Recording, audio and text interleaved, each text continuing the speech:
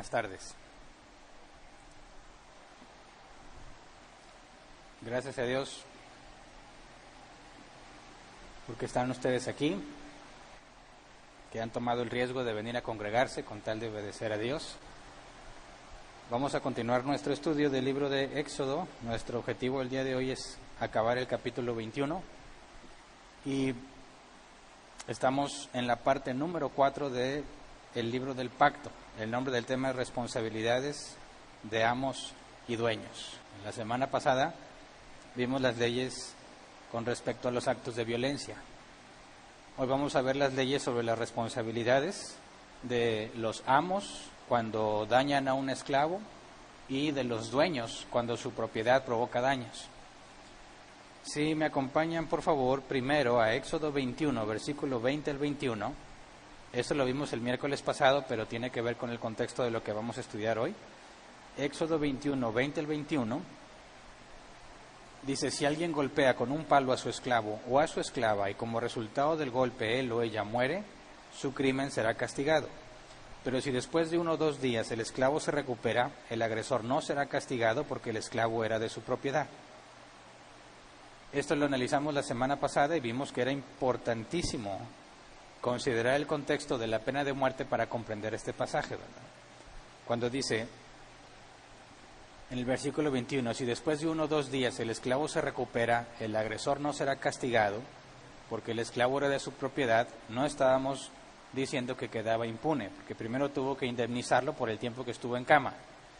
Y si después se ponía en pie, entonces no se le aplicaba la pena de muerte, ¿verdad? No que quedara impune, no que porque ser dueño del esclavo podía pegarle mientras no le matara, no habría ningún problema. Vimos que el contexto nos ayuda a resolver esto.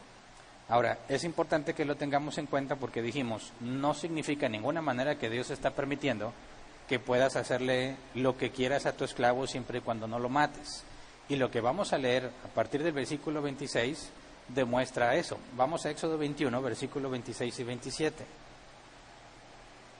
Dice, si alguien golpea en el ojo a su esclavo o a su esclava y se lo saca, en compensación por el ojo los pondrá en libertad.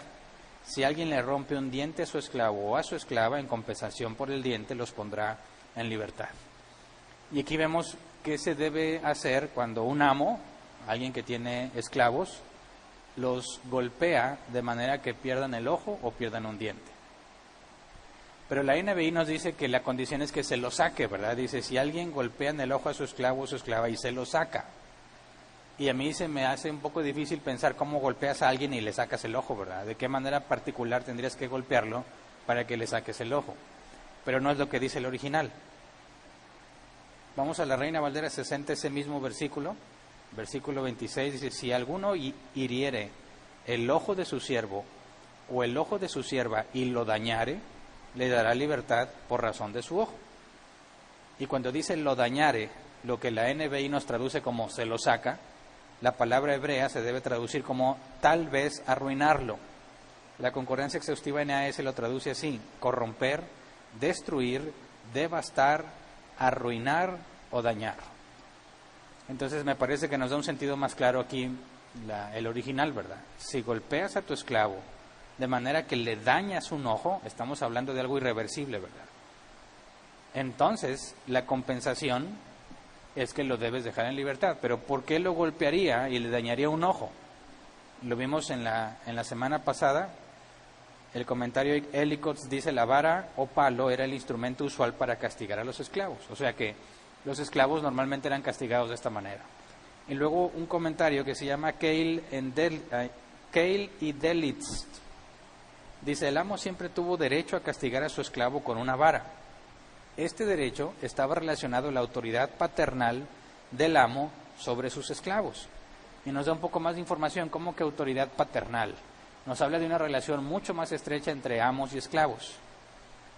Pensamos en el castigo con la vara como una manera de disciplina, ¿verdad? Una forma de disciplinar o mantener el orden con los esclavos.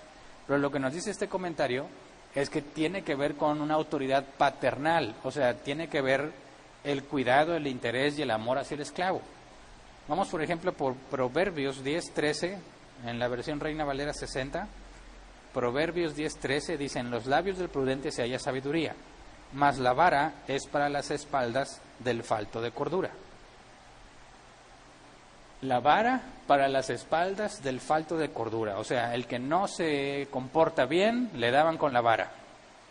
Esto no nada más era algo que se hacía con los esclavos, también se hacía con los hijos.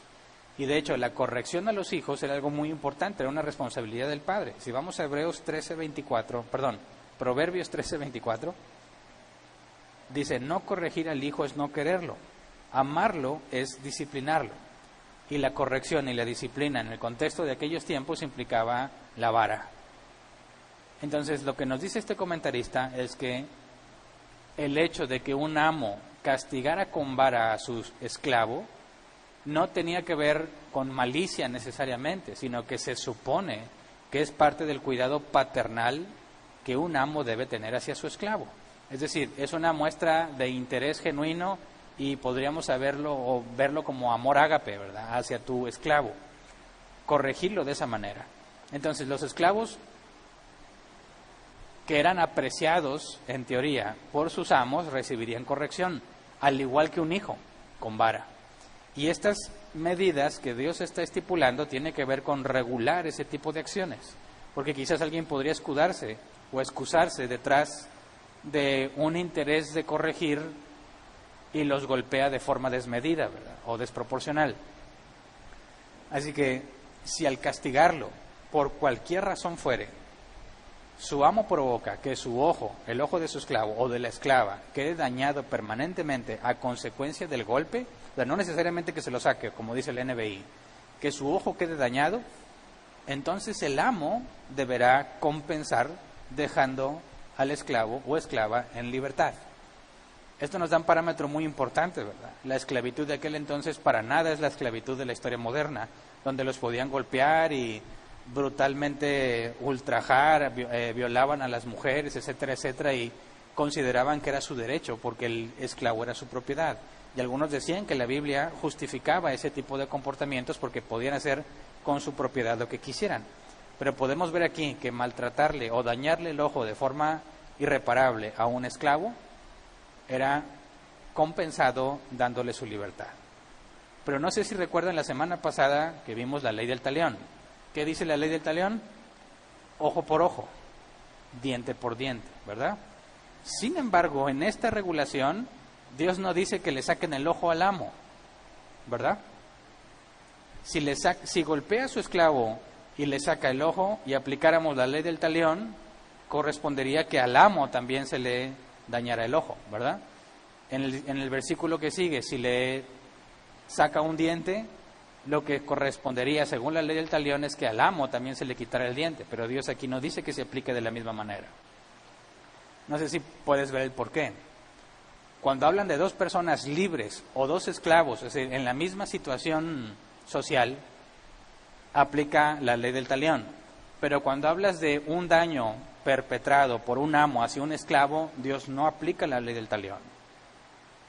Si son iguales, aplica la justicia de ojo por ojo, diente por diente. Si son diferentes, el amo daña al esclavo, dice Dios, ahí no es justo que se aplique la ley del talión. Ahí lo que aplica es que el esclavo sea libre. ¿Por qué? Es cuestión de ponernos a pensar.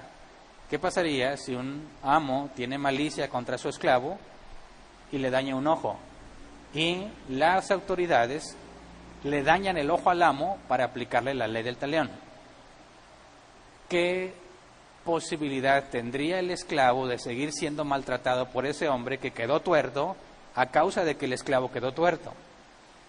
¿Qué peligro correría ese esclavo en manos de ese amo que ha pagado en sí mismo el daño que le hizo? ¿No crees que querría desquitarse o maltratarlo aún más, pero teniendo cuidado de no sacarle el ojo o no dañárselo o de no quitarle los dientes? Sería una situación muy complicada entre esclavos y amos si se aplicara la ley del talión directamente.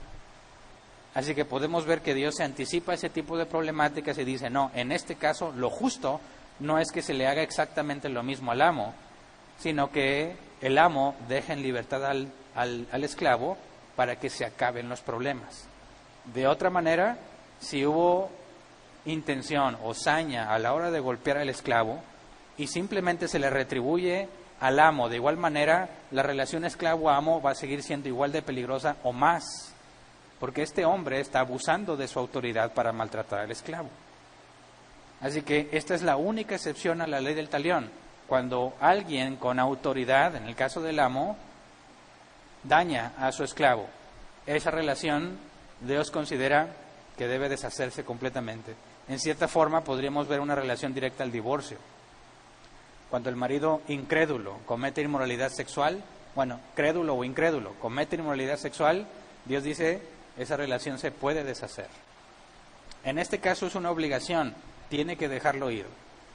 Ya no va a estar expuesto a peligro ese esclavo.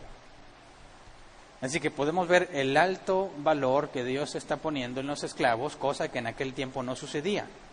Dios está poniendo al mismo nivel hombre libre o esclavo, pero cuando el amo abusa del esclavo, de inmediato esa relación se rompe y el esclavo queda en libertad para que no sea maltratado nunca más por ese amo. Tal es el grado de valor y atención que Dios está poniendo a los esclavos. Aquí no se especifica si el esclavo es hebreo o es pagano. Aquí está hablando en términos generales. Así que la ley del talión en este caso no aplica. Luego, Éxodo 21:27, si alguien le rompe un diente a su esclavo o a su esclava, en compensación por el diente lo pondrá en libertad. Exactamente lo mismo que el ojo. Pero a mí me llama la atención, ¿por qué se especifica un ojo y un diente? En la ley del talión era ojo por ojo, diente por diente, mano por mano, ¿verdad? Y se agrega, pero se especifica igual, el ojo y el diente. Aquí se habla del daño que puede recibir un esclavo por los golpes de su amo y habla del ojo y del diente. Y yo pregunto, ¿por qué? A mí me dio curiosidad. Y encontré en el comentario Pulpit, dice, el ojo parece ser seleccionado como el más precioso de nuestros órganos y el diente como aquel cuya pérdida es de menor importancia. El principio era que cualquier pérdida permanente de cualquier parte de su cuerpo daba derecho al esclavo a su libertad. O sea, si tú te pones a pensar cuál es la parte de tu cuerpo que resultaría más valiosa para continuar la vida en el caso de perderla, es decir, obviamente quien diga la cabeza, pues sí, ¿verdad? Porque si te cortan la cabeza ya no vas a poder vivir. Pero supongamos que tú sigues manteniendo tu cabeza, ¿qué parte del cuerpo te afectaría más en aquel entonces? ¿Es una mano, una pierna, un ojo? ¿Qué te afecta más, la falta de un ojo o la falta de una mano? Según este comentario, lo que más te afectaba era perder un ojo. Y el diente era lo más insignificante que podías perder, ¿verdad? Algo que te puedan quitar, que te afecte lo menos, ¿qué sería? Parte de tu cuerpo, pues un diente, ¿verdad? ¿Se consideraría una pérdida? Sí. En aquel entonces no podían ponerle dientes postizos, ¿verdad? Así que es una pérdida irreparable. Aún si te tumbaban un diente, era suficiente para deshacer esa relación amo-esclavo y que el esclavo estuviera en paz. Y es el argumento que usa Pablo cuando dice, si el incrédulo quiere separarse, sepárense porque a paz nos ha llamado el Señor. Fíjate cómo Dios está buscando que esas relaciones conflictivas, el incrédulo que quiere separarse del creyente, ¿qué tipo de relación tendrían ellos? Sería muy complicado y dice Pablo, a paz nos ha llamado el Señor. En el caso de la inmoralidad sexual, Jesús dice eso se puede deshacer. El divorcio es concedido. ¿Por qué? Por los conflictos que genera y el tipo de relación que quedaría después de algo así. En el caso de amos y esclavos, parece ser el mismo razonamiento. Te golpeó de manera que te tumbó un diente. Espérate, eso ya no es un cuidado paternal, ¿verdad? Esa ya no es una relación sana, eso no fue una acción correctiva. Eso ya demuestra hazaña. Eso ya demuestra una mala intención para con el esclavo. Así que Dios no quiere que siga en riesgo y lo deja ir. Tiene que dejarlo en libertad. Vemos el énfasis de Dios en mantener la paz en las relaciones sociales, específicamente en una tan vulnerable como la del esclavo. Si no se hacían este tipo de regulaciones, se podría abusar desmedidamente de los esclavos. Así que Dios está poniendo especial atención en eso. Entonces, cualquier pérdida permanente en el cuerpo del esclavo, el caso máximo el ojo, el caso mínimo un diente, pero cualquier pérdida permanente o irreparable ameritaba su libertad. Luego, vamos a las regulaciones sobre el daño provocado por un animal. Éxodo 21, versículo 28. Dice, si un toro cornea y mata a un hombre o una mujer, se matará el toro a pedradas y no se comerá su carne. En tal caso, no será responsable al dueño del toro. Y aquí ya tiene que ver con la responsabilidad del dueño de un animal que le quita la vida a un hombre o a una mujer. Ahora es importante que se especifica hombre-mujer, luego vamos a ver que se lee muchacho y muchacha, y luego se lee esclavo y esclava. O sea que hace una categoría de la responsabilidad en 3 casos. Hombre y mujer, la palabra hombre es ish, que se traduce como hombre, según la concordancia Strong, pero la concordancia exhaustiva Strong lo traduce como hombre, esposo o compañero. Y la palabra mujer es isha, que es mujer o esposa. Entonces dice, si un toro mata a un hombre o a una mujer, y al usar esas palabras hebreas está hablando de adultos, mata a un hombre adulto o a una mujer adulta, se debe matar el toro a pedradas y no se comerá su carne. ¿Por qué debe morir el animal? Aquí hay una afirmación. Esta ley está confirmándose con respecto a la que Dios le dio a Noé y a su familia cuando salieron del arca. Vamos a Génesis 9, versículos 5 y 6. Génesis 9, 5 y 6 dice, por cierto, de la sangre de ustedes yo habré de pedirles cuentas. A todos los animales y a todos los seres humanos les pediré cuentas de la vida de sus semejantes. Si alguien derrama la sangre de un ser humano, otro ser humano derramará la suya, porque el ser humano ha sido creado a imagen de Dios mismo. Esto se le dijo a Noé y a su familia cuando salieron del arca. Nadie puede matar a un ser humano. No lo puede matar otro ser humano, ni un animal, a menos que sea aplicándole justicia. Y esto corresponde y armoniza con el mandamiento de no asesinarás, que equivocadamente se nos traduce como no matarás, ¿verdad? Porque cuando Dios dice, si alguien derrama la vida de un ser humano, otro ser humano derramará la suya, nos está diciendo que sí se puede matar, pero no se puede asesinar, ¿verdad? Asesinar es lo que el primero hizo, matar es lo que hace el otro como un acto de justicia. Bueno, ¿y qué pasa si es un animal el que mata a un adulto, hombre o mujer? El animal debe morir. ¿Por qué? Dice, porque el ser humano ha sido creado a imagen de Dios mismo. Y esto indica que el hombre, el ser humano, tiene un valor superior a cualquier otra criatura en el universo. ¿Por qué? Porque solo el hombre, en un sentido general, hombre o mujer, solo el hombre tiene la imagen de Dios, y al tener la imagen de Dios es valiosa su vida, y nadie tiene el derecho a tomarla injustamente, ni siquiera un animal. Así que tenían que matarlo, ¿verdad? ¿Por qué a pedradas? Porque a lo mejor no nada más lo degollan y ya. ¿Por qué a pedradas? El comentario de Cambridge Bible dice, era la forma común de aplicar la pena de muerte en aquel entonces. Esa era la forma más común. Ahora, también tiene un sentido gráfico. No sé si algunas veces has visto mínimo una significación de lo que es una lapidación, matar a pedradas a alguien. A mí me ha tocado ver incluso videos reales que suceden allá en el este, Egipto y esos lugares donde tienen una ley así, digamos, basada en la ley de Moisés, donde lapidan a las personas y se ve como los apedrean, pero no son piedritas, son piedras grandes, lo que quieren es matarlo, ¿verdad? Y es una escena muy grotesca. Y está diseñada especialmente para disuadir a cualquiera de hacer ese tipo de cosas. Entonces, la imagen y la escena de todos viendo como un toro o un buey, un animal grande, tienen que matarlo a pedradas y ver el castigo que sufre esa bestia, debe ser una imagen muy clara que te debe quedar grabada en la memoria de qué tanto aborrece Dios el quitarle la vida a un ser humano, el asesinato, aunque provenga de parte de un animal. Es una escena que debería de dejar a todos muy claro que es algo que Dios aborrece y que el castigo por hacerlo es así de brutal, porque así de brutal fue el hecho. Entonces tenía que ser muerto a pedradas y dice, y no se comerá su carne. ¿Por qué esa especificación de que no se comerá su carne? Bueno, porque ese animal muerto podía ser vendido. hay mucha carne, es mucha carne la que genera un buey o un toro muerto, ¿verdad? Yo me acuerdo que me comentaban que en un rancho, cuando había una boda, se mataba una res, una vaca. Y era tanta la comida que invitaban a todo el pueblo, porque si no, la carne se echaba a perder. Entonces yo pensaba, ¿cómo le hacían? Dice, se casa alguien del pueblo, del rancho, y todo el rancho va, y no necesitan invitación. Todos van. Dices, ¿por qué?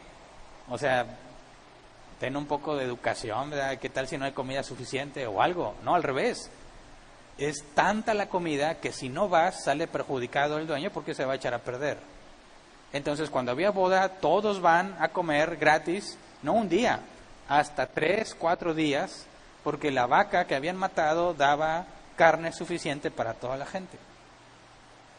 Entonces, cuando nos dice que el toro mató a una mujer adulta o a un hombre adulto, se lo van a matar a pedradas y la carne no se va a aprovechar, no se la van a comer y no la va a vender el dueño. Haz de cuenta que es carroña.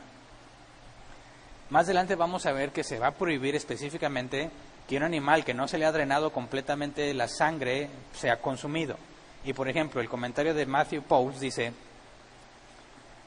el hecho de que no se pueda comer la carne se debe a 2 razones. Era un alimento prohibido o sería prohibido dado que el cuerpo del animal no se desangró correctamente. Y número 2, es un castigo para el dueño, pues no se le permite vender la carne.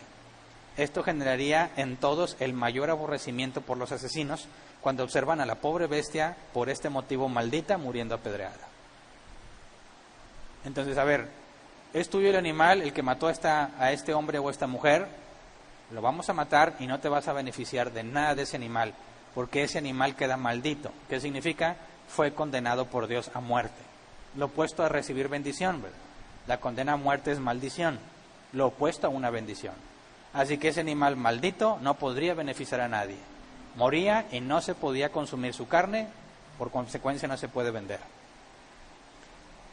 Y luego nos dice, en tal caso no será responsable al dueño del toro. O sea, matas al toro, no puedes vender su carne, pero ya no le haces nada al dueño. El dueño perdió, ¿verdad? Porque el animal era de él y el animal cuesta y genera ingresos. Depende de qué tipo de animal sea, pues lo que puede sacar del animal, ¿verdad? En este caso ni siquiera su carne la puede vender, así que ahí hay un precio que él tiene que pagar, el animal que ya no va a tener.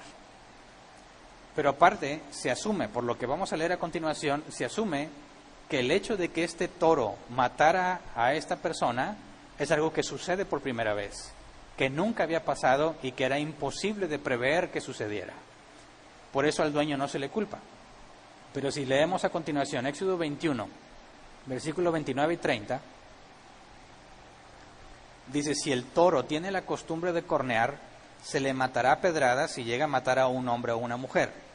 Si su dueño sabía de la costumbre del toro, pero no lo mantuvo sujeto, también será condenado a muerte. Si a cambio de su vida se le exige algún pago, deberá pagarlo. Y aquí nos dice, ok, el animal los mató, pero el animal ya era agresivo. Ya se sabía que ese animal tiene ese hábito. Y el dueño no hizo nada para mantenerlo sujeto.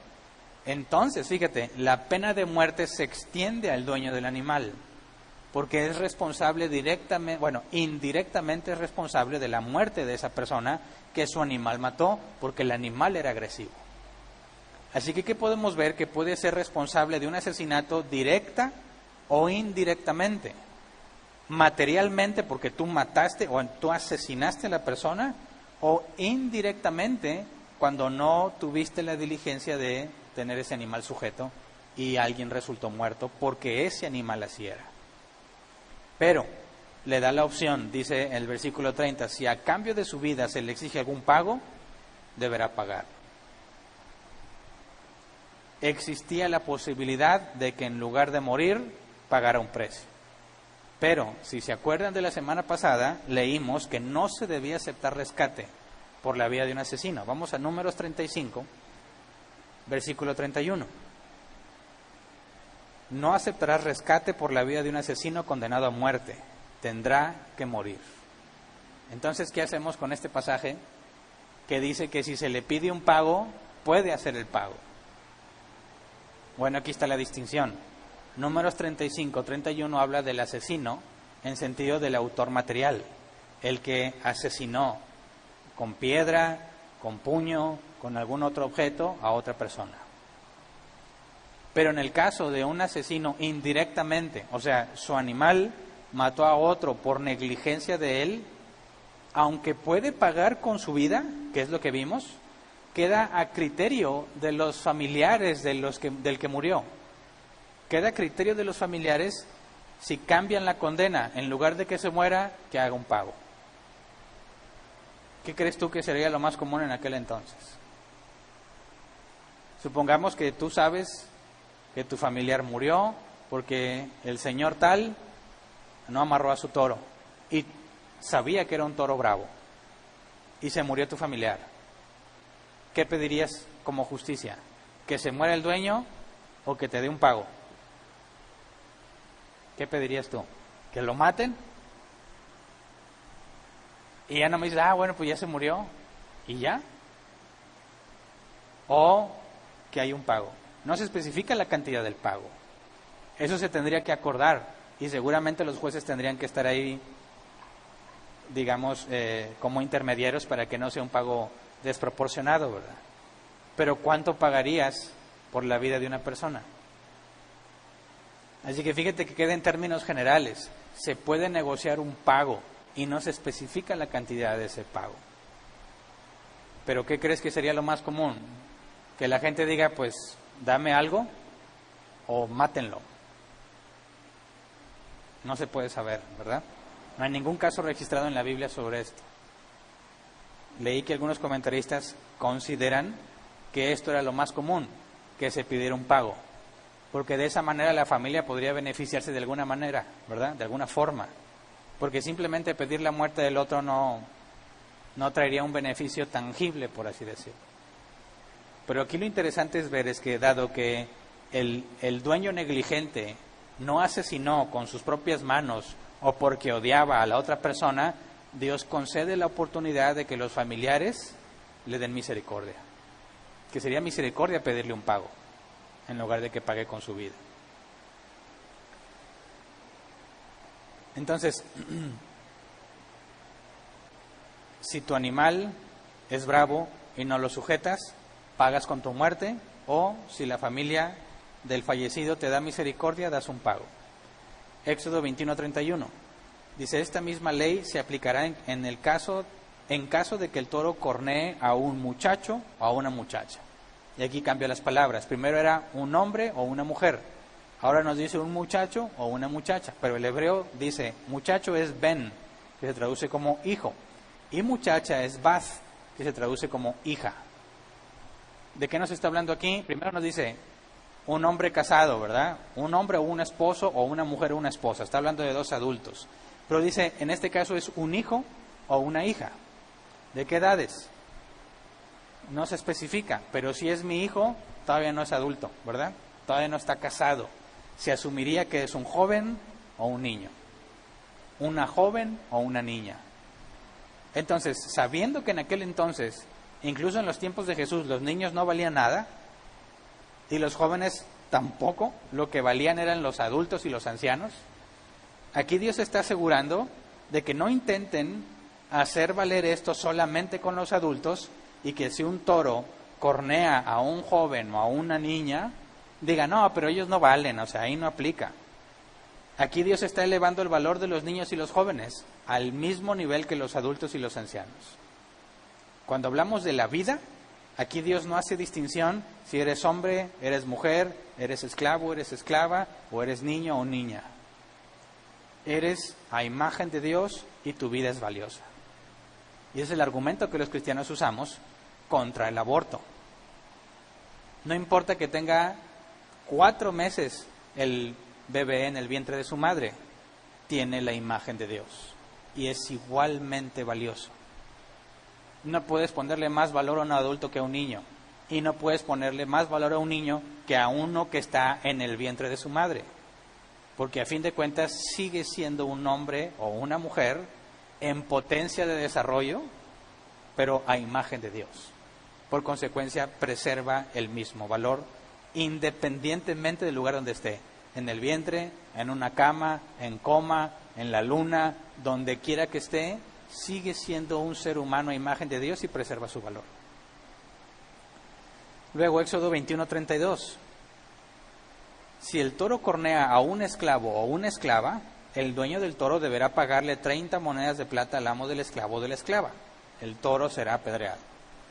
Y esto aquí suena extraño, porque no se habla de pena de muerte ni de nada, ¿verdad? Si cornea a un esclavo o una esclava, la tercera categoría. Si el animal mata a adultos libres, si mata a jóvenes o niños libres y si mata a esclavos. En el caso de los esclavos dice, el dueño del toro deberá pagarle 30 monedas de plata al amo del esclavo o de la esclava. ¿Por qué 30 monedas de plata? Es el precio que Judas tomó por Jesús, ¿verdad?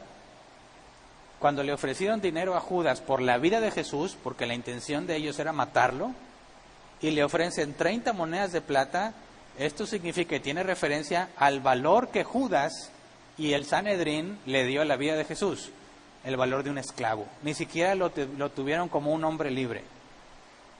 Le dieron a Jesús el valor de un esclavo, lo más bajo en la sociedad, y Judas aceptó el precio. 30 monedas de plata era el precio estándar por un esclavo en aquellos tiempos. Ahora, está diciéndonos esto, que si matas a adultos libres y el dueño sabía que el animal era bravo, paga con muerte el dueño.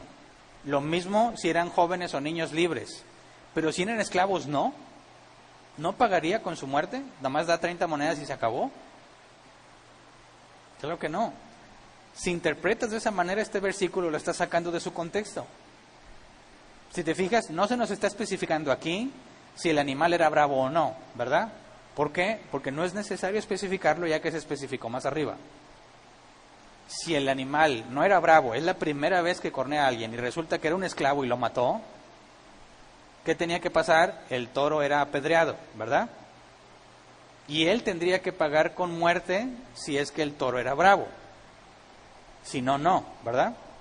Entonces, ¿qué pasa si en lugar de un hombre libre era un esclavo y el toro es la primera vez que cornea a alguien? ¿Tiene que pagar como quiera las 30 monedas de plata? No, ya se estableció la condición, ¿verdad? Se apedrea al toro y no se consume su carne. Pero si el toro era bravo y el dueño es negligente y el que resulta muerto es un esclavo, está la pena de muerte o el pago de un precio, ¿verdad? Y aquí se especifica claramente ese precio, 30 monedas de plata. Es decir, no podemos descontextualizar este pasaje, aislarlo de lo que acabamos de leer y decir, no importa en qué condición se muera un esclavo, lo único que paga son 30 monedas y al dueño no le pasa nada. No puede ser, porque el asesinato es genérico para hombres libres o para esclavos. Sigue siendo un ser humano a la imagen de Dios. Así que el hecho de ser esclavo no le quita la imagen de Dios. No puedes deducir que en cualquier circunstancia tú pagas las 30 monedas y no pasó nada. No, se tiene que interpretar a la luz de los pasajes anteriores. En este caso, cuando se especifica el precio que se debe de pagar, en el contexto que tenemos, eso implica que en lugar de aplicarle la pena de muerte porque el animal era bravo, se le fija un precio. Y aquí lo que se hace es regular el precio del esclavo. Si es un hombre libre, se va a tener que negociar. Pero si fue un esclavo comprado a precio, se tiene que pagar ese precio como cambio de la condena de muerte. ¿Se entiende? De otra manera, si consideramos que un esclavo no requiere, o la pérdida de la vida de un esclavo no requiere que alguien pague por negligencia, estaríamos diciendo que los esclavos no tienen la imagen de Dios y sería equivocado. Así que aquí tenemos que interpretar en su contexto. El pago de las 30 monedas es cuando se le otorga o se le da misericordia para que en lugar de que pague con su vida el dueño negligente, pague el precio de un esclavo, 30 monedas de plata. Y luego nos dice al final, el toro será apedreado. ¿Por qué se especifica que el toro será apedreado? Bueno, aunque pague las 30 monedas de plata, como quiera el animal se muere. O sea, en todos los casos el animal se muere. Haya sido la primera vez o era una costumbre del animal, en todos los casos se muere, aunque haya matado a un esclavo. Esto demuestra que la vida del esclavo está al mismo nivel que de los libres. Por último, regulaciones para el caso de negligencia de parte de un dueño que provoca la muerte no de una persona, sino de un animal. Éxodo 21, versículos 33 y 34. Dice, si alguien deja abierto un pozo, o cava un pozo y no lo tapa, y llegan a caerse en él un buey o un asno, el dueño del pozo indemnizará al dueño del animal y podrá quedarse con el animal muerto. ¿Qué es esto del pozo? Pues son pozos para beber, ¿verdad? Donde se extraía el agua. El comentario de Helicos dice, los pozos en aquella región suelen tener cubiertas para que el agua no se contamine, ¿verdad? Se quitan cuando se extrae el agua y se vuelven a colocar después de sacarla. Si un hombre se negaba a colocar de nuevo una cubierta en un pozo ya existente, era justamente responsable de cualquier daño que pudiera ocasionar. El caso era el mismo si cavaba un pozo nuevo y se olvidaba de cubrirlo. O sea, eso era otra causa común de muerte de animales. ¿Por qué? Porque aparte el comentario Pulpit nos dice que en aquel entonces los campos no se cercaban. Por lo tanto, los animales podían caminar libremente en cualquier terreno. Entonces, si un hombre está cavando un pozo nuevo para traer agua y él tiene a sus animales amarrados, pero otro los deja sueltos y se cae al pozo, nos dice un buey o un asno cayendo en una cisterna no podría salir por sí mismo y seguramente se ahogaría. Entonces dices, oye, el animal anda suelto, no hay cercas que dividan los terrenos. El que cavó el pozo y no lo tapó, cuando el animal caiga ahí, se hace responsable de ese animal. No puede decirle al dueño del animal, ¿por qué no lo amarraste? No, el responsable es el que cavó el pozo. Así que tiene que, dice, el dueño del pozo, versículo 34, indemnizará al dueño del animal y podrá quedarse con el animal muerto. O sea, se pagaba el precio del animal. Si haya sido un buey o un burro, el precio del mercado lo tenía que pagar, y al pagarlo está comprando el animal. Y él, en este caso, sí se puede quedar con la carne, venderla o consumirla. No sé si comían carne de burro o qué le hacían, ¿verdad? Pero podía venderlo. Ahí, al momento de pagar el animal, obtenía el derecho de hacer con el cuerpo lo que él quiera. Versículo 35, Éxodo 21:35. Si un toro cornea a otro toro y el toro corneado muere, se venderá el toro vivo y los dos dueños se repartirán por partes iguales el dinero y el animal muerto. ¿Qué aplica aquí? Obviamente se asume, por lo que vamos a leer a continuación, que es la primera vez que pasa esto. O sea, tienes un buey, no es agresivo, como los animales andan sueltos, se encuentran y pueden pelear territorialmente o por lo que sea. Y puede que uno mate al otro. ¿Qué se hace ahí? ¿Es responsable alguno de los dueños? No, nunca había pasado. Los toros no eran agresivos. Se pelearon y se murió uno. ¿Qué procede? Se reparten. Venden el vivo y se van a mitades. Y del cuerpo del muerto a mitades. Ni modo, ¿verdad? Cada quien se queda con medio animal vivo y medio animal muerto. Justo, aquí es totalmente equitativo, ¿verdad? Éxodo 21:36. Si el toro tenía la maña de cornear y su dueño le conocía esta maña, pero no le mantuvo amarrado, tendrá que pagar por el animal muerto con un animal vivo, pero podrá quedarse con el animal muerto. Y aquí no pagas el precio, aquí le das uno de tus animales. Haz de cuenta que tú te quedas con el muerto y le das uno vivo. ¿Por qué? Porque ya sabías que así es tu toro agresivo. Así que no te repartes ni nada, tú sufres la pérdida. Te doy mi animal vivo, me quedo con tu animal muerto. Y ya, asunto arreglado. Ahora, me parece que esto nos da un mensaje claro. Primero, estas leyes no aplican para nosotros, ¿verdad? Esto es lo que Dios instituyó para los israelitas que vivían en una teocracia, donde Dios ordenaba lo que se tenía que hacer y todos tenían que obedecerlo. En nuestro caso no aplica, pero eso no significa que no podamos aprender de esto, porque el mensaje es muy claro, no sé si lo puedes ver. Estas regulaciones tienen un mensaje muy claro. Primero, debes asegurarte de no dañar a nadie, porque si dañas a alguien, vas a tener que reparar el daño, ¿verdad? Y si mataste a alguien por consecuencia de la negligencia de que tu animal bravo no lo ataste, pagabas con tu propia vida. O sea, asegúrate de no dañar a nadie. Y si llegaste a dañar, tienes que estar dispuesto a compensarlo. Asegurarte de que nadie sufra pérdida por tu culpa. Y eso se aplica para nosotros. Yo he visto en muchísimos casos que personas en el ambiente laboral, en las relaciones personales, cometen una falta, hieren o lastiman a alguien o dañan propiedad privada y dicen los cristianos, hay que pedir perdón, perdóname por lo que te hice, y ya, pero no hay reparación del daño, ¿verdad? En un trabajo dicen, oye, es que perdón, hice esto y se gastó dinero, se echó a perder la pieza, perdón. No, o sea, no puede ser nomás perdón. Tienes que asegurarte de reparar el daño, que no haya pérdida por tu culpa. Y eso aplica también en las relaciones personales. Sí, bueno, perdón, te lastimé, ya, perdóname. No, ¿cómo vas a repararlo? ¿Cómo vas a enmendar lo que hiciste? A veces se puede, a veces no. Entonces, si no lo puedes enmendar, ¿cómo lo vas a recompensar? ¿Qué vas a estar dispuesto a hacer para reponer de alguna manera el daño que generaste?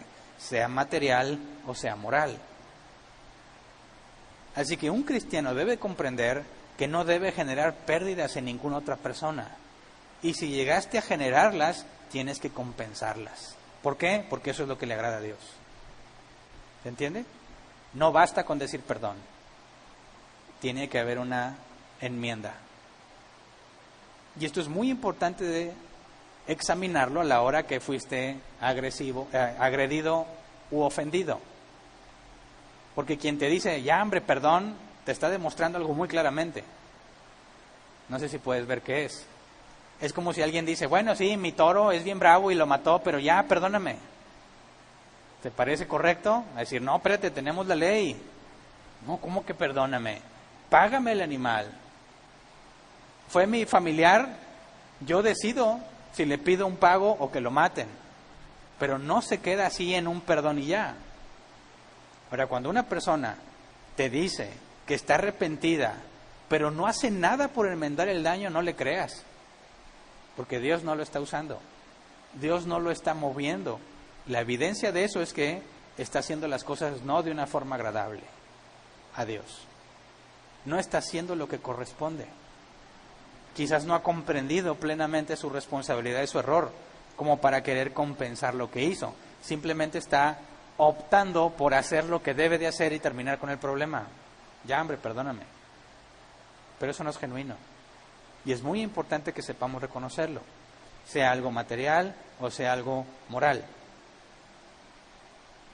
Quien realmente Dios le ha dado arrepentimiento, ¿tú crees que Dios no lo va a persuadir de hacer las cosas que Él quiere que haga, que busque compensar?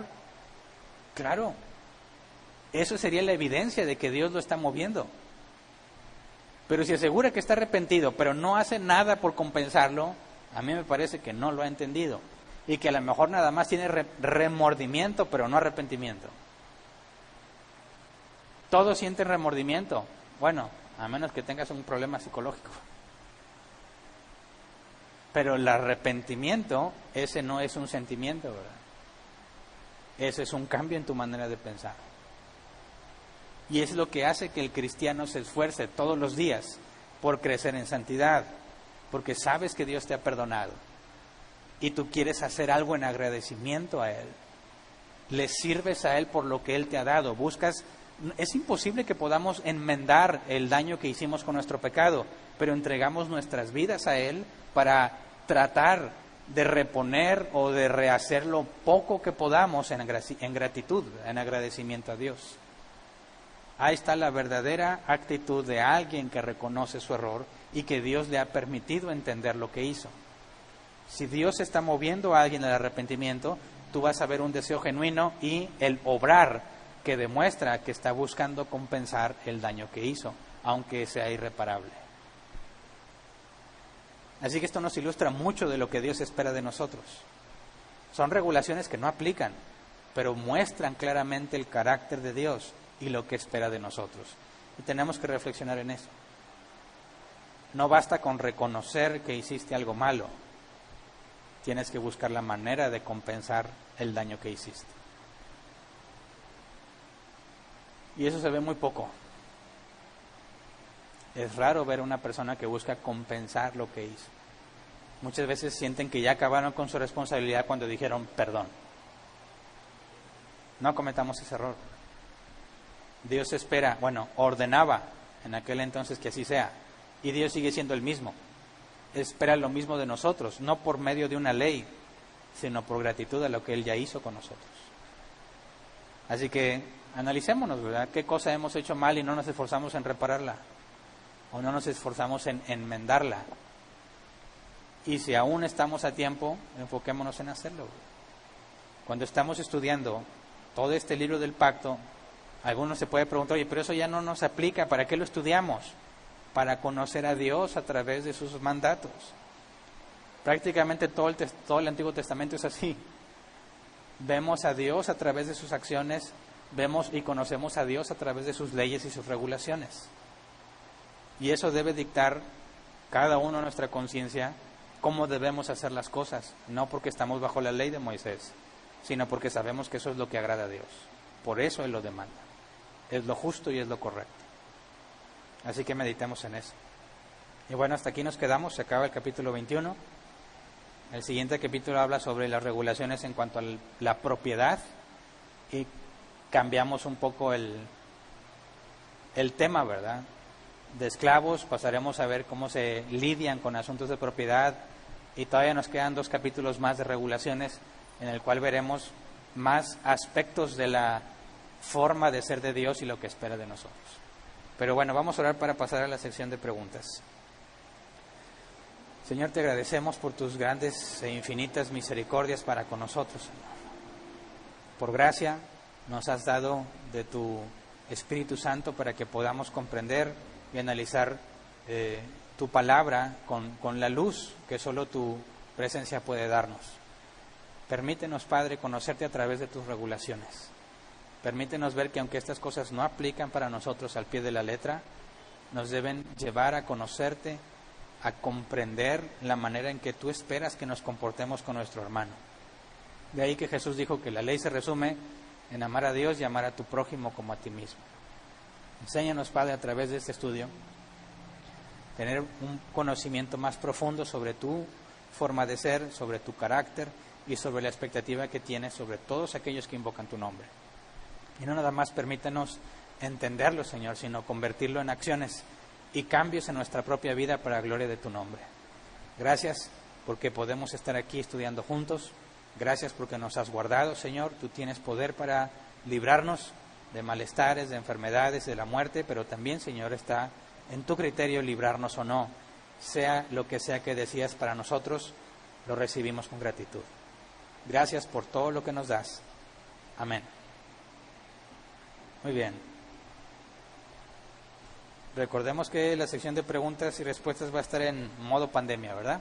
Si tienes datos, escribe en Facebook o en YouTube, me van a hacer llegar tus preguntas. Si no tienes datos, por ahí ya repartieron los papelitos para que le escribas. Si tienes tu pregunta lista, levanta tu mano y recogen el papelito para leerlo. Hasta ahorita tampoco tengo preguntas en línea, ¿verdad? ¿No? ¿Aquí tampoco? ¿Alguien? Si la estás escribiendo, levanta la mano para esperarte, ¿verdad? Si no, acabamos con la sesión de preguntas. ¿Nadie? No. Bueno. Muy bien. Si no hay preguntas, entonces, déjame refresco aquí por última vez. No me vaya a brincar a alguien. No. Muy bien. Terminamos pues. Muchas gracias a todos por estar acá. Espero verlos también el domingo. Cualquiera que quiera venir a congregarse con nosotros lo puede hacer. Lo único que pedimos es que se registren en línea. Tenemos una herramienta en internet para que hagas tu registro. Pero para poder usar esa herramienta tienes que mandarnos primero un mensaje a nuestra página de Árbol Plantado en Facebook con tu nombre completo y fecha de nacimiento, por favor. Es lo único que pedimos. Con esa información te agregamos al sistema para que puedas usar esta aplicación en Internet. La aplicación se activa automáticamente 2 días antes de cada reunión, de 8 de la mañana a 12 de la noche. Ese es el periodo en el que va a estar activa para que se puedas escribir. De 12 de la noche a 8 de la mañana va a estar inactiva para que ninguno ahí desvelado quiera ganar los lugares. Le estamos dejando en un horario humanamente comprensible, ¿verdad? Que nadie trate de en la madrugada ocupar lugares. Entonces, para que todos tengan la misma oportunidad. Para cada reunión que asistas te tienes que registrar. Y lo único que necesitas a la hora de llegar aquí es dar tu nombre si es que no habías venido antes, para que puedan validar que estás en el registro y pases. No se requiere nada más. Y entonces el viernes, a partir del viernes a las 8 de la mañana, empieza el registro para el domingo. Es todo. No se les olvide ofrendar cada uno como disponga en su corazón para mantener este lugar funcionando, y confiemos en Dios en que si hacemos nuestra parte como corresponde, por obedecer a Dios, podemos confiar en su soberana voluntad, ¿verdad? Gracias, descansen y si Dios quiere nos vemos el próximo domingo.